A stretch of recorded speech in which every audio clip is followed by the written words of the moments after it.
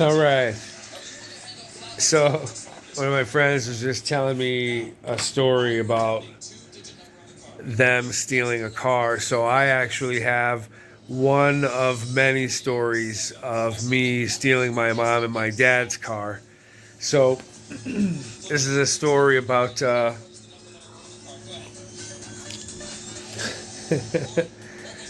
stealing my mom and my dad's car. So, in junior high school, you had to uh, you had to take a foreign language, and we had two choices. It was French or Spanish. And the French class, they had an opportunity at the end of the year. The French class got to go to Quebec for 2 weeks or 10 days or something like that. It was some badass trip. And so here we are in the middle of the school year.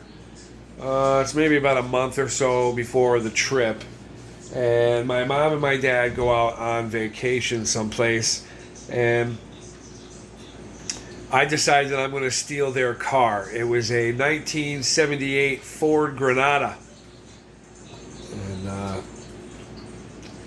if anybody knows about Granada, you know that year is a weird year, but it had a Canadian 300 cubic inch straight six in the thing, and it hauled ass.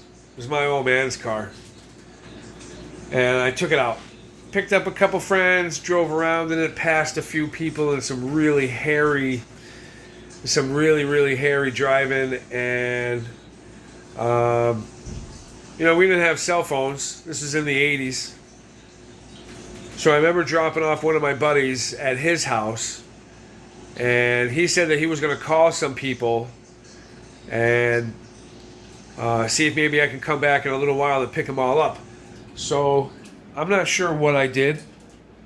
I think I ended up cruising around and going to another buddy's house.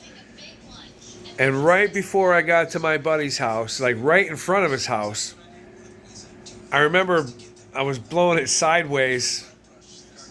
It had limited slip. So I was taking a corner and I kicked the ass end out. So I'm sideways around a corner and I hit a manhole cover and I ended up dropping the suspension in the front of my mom, my dad's car. And when you drop the suspension, it basically means the body was sitting on the tire. So I couldn't go anywhere. There was nothing I could have done to fix it. So my buddy he saw me ripping Posy on his street. He came out and he basically told me that I was screwed, and said that when my buddy had called him, which I thought he was calling him to see if we can go out, for a ride together. My buddy called him to tell him that the cops were looking for me and all the mothers were calling each other, and that the guy's house that I was at, his mom knew, and she immediately called my mom, my dad. So we fast forward to when the cops get there. My mom and my dad show up at the same time, and my mom goes over and starts talking to my buddy's mom. Meanwhile, myself, a couple of cops, my buddy's dad, and my dad were out there, and halfway through the conversation, I remember my dad grabbing my arm and forcefully grabbing my arm and throwing me in the other car, which I stole later, and I'll tell you that story later. Brought me home, beat my ass. Oh man, it was a beating. I did not learn my lesson though. Fast forward to school. So I had to go to school and basically get up in front of the class and tell the class that at the end of the year, I'm not going to be going to Quebec with you guys because I stole my mom and my dad's car, and the amount of money that it costs to fix the car is way more than the cost of the trip. So I won't be going to Quebec.